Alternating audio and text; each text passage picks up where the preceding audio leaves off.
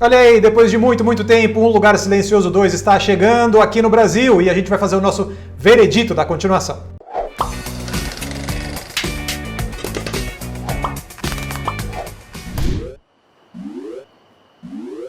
Sim, esse filme já foi adiado muitas vezes, mas estou aqui, eu e Marcelo Hessel, pra gente dar o nosso veredito. Mas antes da gente começar, não esquece de assinar o canal e ativar o sininho pra não perder nenhuma notificação. É isso aí, muito bem, olha só. Vamos contextualizar aqui pra quem não lembrava disso depois de tanto tempo aí do primeiro Um Lugar Silencioso. O Krasinski, ele fez o primeiro filme e ele achava que seria só um filme isolado que não teria continuação, mas foi um puta sucesso e aí o estúdio insistiu pra ele fazer um segundo filme, ele conseguiu inventar lá uma trama em que a história tivesse continuação, mas ele aparece só rapidinho no começo do filme lá, toda a trama se passa depois dos eventos do primeiro filme. Eu já digo que essa é uma das coisas que eu gosto do segundo filme, não sou muito fã de nenhum dos dois, não quero ser azeda nem nada, mas vou começar elogiando que uma das coisas boas dele ter voltado para um segundo filme é ele ter mostrado a origem do apocalipse, né?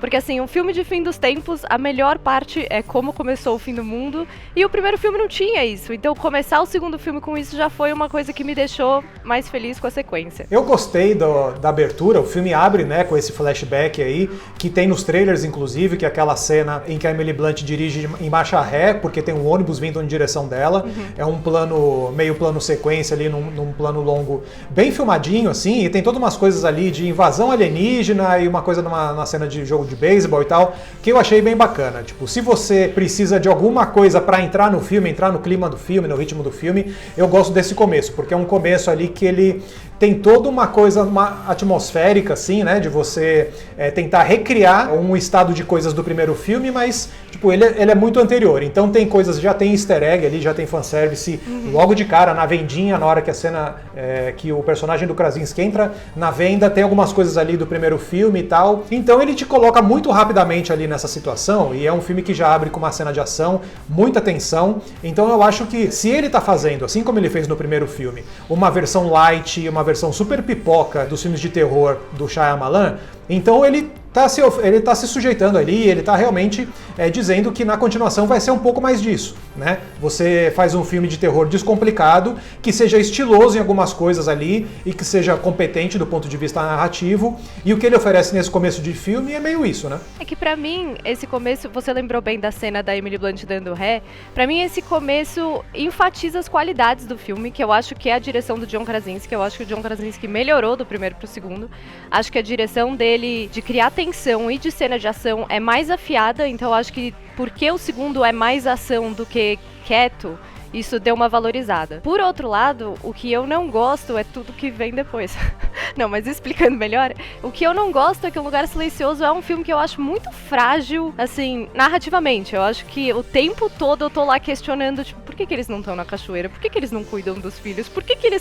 Como que eles chegaram até o dia 500 do Apocalipse com tantos tropeços, sabe? Só que, em termos de direção, eu não posso criticar o John Krasinski, acho que esse filme e esse começo vão muito bem. Olha, eu gosto de algumas coisas que rolam no filme, comparando com o primeiro, assim, tipo, eu não gosto que ele tenta substituir o Krasinski pelo personagem do Cillian Murphy de um jeito que me pareceu muito preguiçoso. Você coloca um outro homem adulto numa função ali de ser meio o cara mais velho do Apocalipse. Sim. E isso me pareceu uma repetição. Então, tipo, essa é uma solução que eu acho que é uma solução meio preguiçosa, porque ele poderia ter elaborado as situações de um jeito diferente, especialmente se ele queria empoderar mais a personagem da Emily Blunt, que eu não senti tanto. No primeiro filme ela termina como se fosse a Sarah Connor, tipo, com a espingarda na mão, como se ela falasse, bom, agora eu vou tomar o apocalipse nas minhas mãos. E aí chega no segundo filme e ela volta para uma posição vulnerável por conta dessa escalação do Cillian Murphy e por conta das situações do filme. Isso foi o que me desagradou.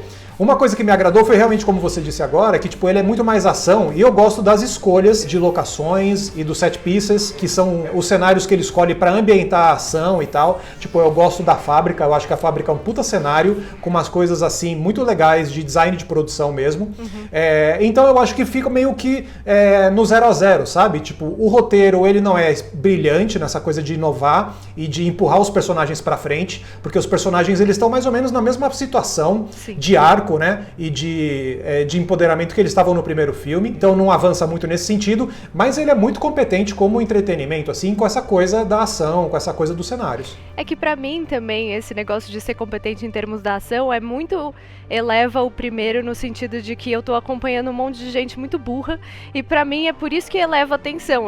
Tipo, você fica tenso porque você pensa por que ela tomou essa decisão? Por que o menino saiu se a mãe pediu pra ficar? Por que ele parou de cuidar do bebê? Por que sabe, tipo, pra mim essa é a tensão de Um Lugar Silencioso. Eu ficar pensando, meu Deus, esses personagens não tomam boas decisões. Mas voltando pra responder o que você falou, eu acho que o personagem do Cillian Murphy também é muito estranho. Eu acho que vem de um lugar meio, ouso dizer, conservador do John Krasinski, que é preciso voltar a ter um cara que tá liderando essa família.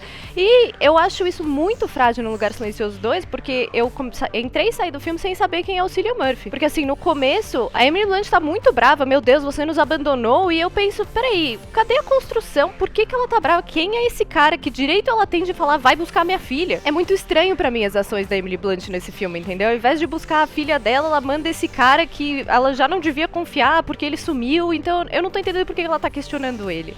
Então eu acho que pra mim, o problema desse filme são os personagens. Ele não construiu essas relações. E a vantagem disso é que ele tem um elenco muito bom por trás desses personagens e por isso você se envolve, assim, não tem um ator que falha nem por 5 segundos nesse filme. O elenco, assim, as crianças são maravilhosas. Só acho que o Jimon Hounsou ficou meio de escanteio, né? Ele tava, tipo, no pôster e ele tem, sei lá, 10 minutos de filme no máximo. No máximo. Ele ficou bem de escanteio mesmo ali pra fazer o papel do cara que sempre aparece no terceiro ato e que parece que ele vai refugiar todo mundo e, na verdade, coitado, né? Apareceu só pra sumir de repente, assim.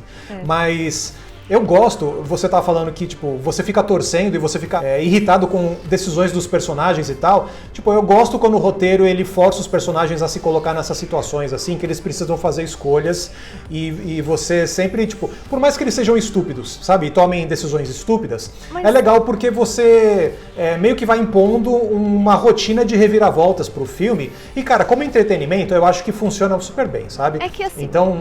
a filha eu consigo entender. Ela é foi uma jornada porque ela quis desafiar a família. Eu entendo essa decisão, não acho burra. Eu acho burro um filho responsável no terceiro ano de Apocalipse deixar o bebê e sair por motivo algum, sabe? É tipo, não, esse personagem é melhor que isso. Isso pra mim é construção frágil de personagem. Esse personagem sabe que ele precisa cuidar do bebê. Ele não teria feito isso. Então, parece uma artimanha que o filme faz pra levar pra frente a história quando isso não aconteceria. E ainda mais, porque assim, a gente não vai fazer spoilers aqui, né? Mas assim, o jeito que a Emily Blunt se salva de um monstro num momento, a gente já viu no primeiro filme, sabe? Tipo, o jeito que...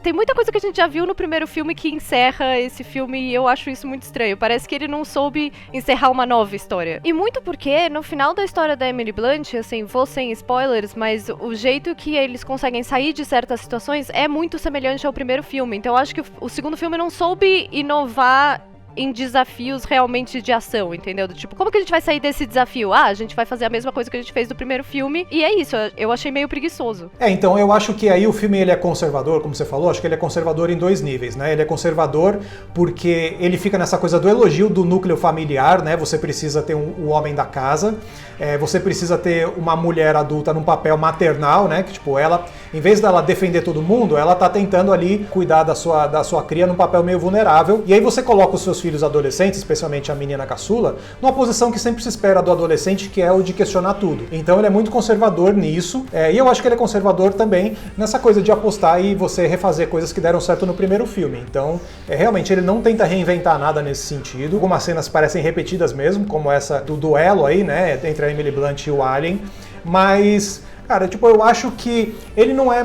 O primeiro filme não era super pretencioso, entendeu? Tipo, ele era pretencioso em certo grau aí, naquela coisa de você fazer um design de som que era bem diferente do que as pessoas estavam acostumadas. Inclusive, eu preferiria que ele tivesse feito uma coisa mais naturalista nesse segundo filme, porque, mano, não faz sentido uma fábrica daquele tamanho não ter barulho nenhum, entendeu? Tipo, as coisas mexem lá, tipo, faz barulho, e você tem metal, você tem um monte de coisa e nada faz barulho. Mas então, é isso tipo, que eu... isso tira o efeito do que ele tá tentando dizer, sabe? Tipo, Mas eu acho que se você começar o não faz sentido no lugar silencioso, você não tem fim, assim. Esse que é o problema. Você não pode, porque nada faz sentido. Principalmente nesse segundo filme. Pelo amor de Deus, o rádio e a música que fica tocando é uma coisa que eu não consigo. Não, eu não gosto de ficar com essa coisa de polícia do que faz sentido ou não, porque eu acho que os filmes não são assim, entendeu? Então, mas o que eu tô dizendo é que potencializaria o filme se você tivesse vários barulhos, especialmente nesse barulho da fábrica, aí você fica meio que assim aflito. Caramba, tem um monte de barulho. Quais são os barulhos que vão despertar a atenção dos aliens, sabe? Tipo, porque se tudo for silencioso, aí realmente não tem graça. Você fica esperando só o gatilho do que vai chamar a atenção do alien. Então, tipo, eu acho que poderia ser um pouco mais sofisticado nesse caso.